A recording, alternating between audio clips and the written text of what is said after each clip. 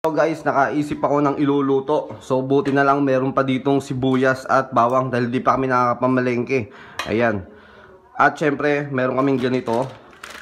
At hindi natin gagamitin yung pinaka-powder nito. So sa lahat ng mga nakatikim ito, kamusta naman? Nagustuhan nyo ba yung ganito?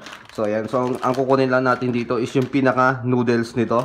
At meron tayo ditong 3 piraso. And syempre, gagamit tayo dito ng napakaangas na oyster sauce ni Mamacita. Shout out. And syempre, gagamit tayo dito ng Knorr seasoning. Ayan. Ito yung hindi maanghang. Syempre, katulad sabi ko na meron tayo ditong sibuyas, bawang. At syempre, gagamit din tayo dito ng tuna. Ito yung gagamitin natin dito, century tuna na maanghang. So, pwede nang gumamit kahit hindi maanghang. Depende na sa inyo yan kung anong trip nyo. So ayan, naglagay na kami dito ng kawali. And syempre maglalagay tayo dito ng tubig. Ayan, lagyan natin to ng tubig.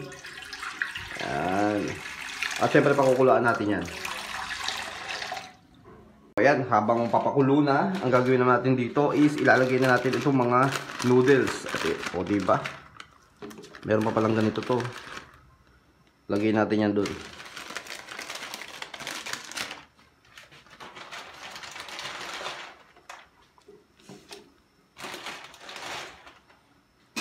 Iyaan natin na maluto muna ito. Pagkaluto, set aside natin yan. Then magigisa tayo dyan. Maluluto na kagad. Oh. Sa pagluluto nito, mga 3 minutes, okay na yan. Luto na yan. Pero wala pa naman 3 minutes. Kaya pagpatuloy natin ang pagluluto, binaliktad muna natin yan. Yan, okay na yung ganito. Isa-set aside muna natin ito. Ayan, so naalisan na rin natin ito ng tubig. And syempre, ito set aside muna natin ito. Hindi natin ito talaga niluto. So, hinap cook natin ito. Dahil mamaya lulutuin pa natin yan dyan. So maglagay muna tayo dito ng mantika. Hindi na natin hinugasan yan. And dahil magigisa tayo dito, painitin natin. Then maggisa tayo dito. Gisa tayo, sibuyas bawang.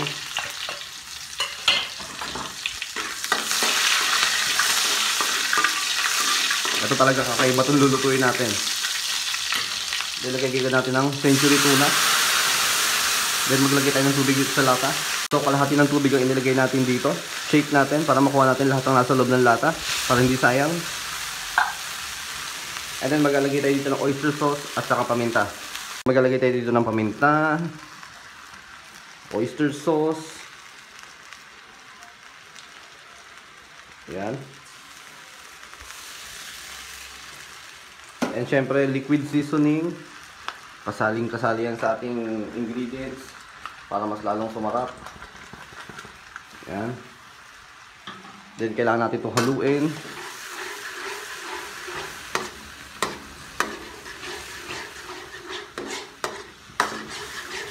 Titikman natin yan. Sa ating maalat, magdadagdag tayo ng tubig.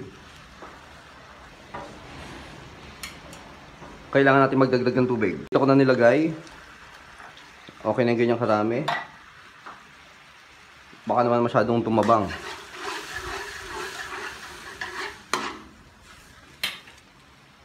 Then maglalagay tayo dito ng mushroom.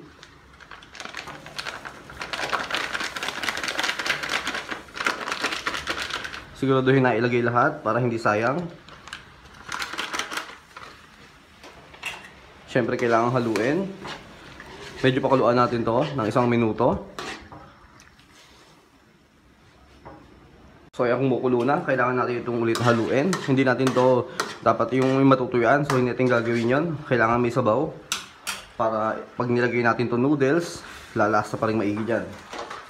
So ito na mismo yon. Pagkahalo natin ito, luto na yan kaagad.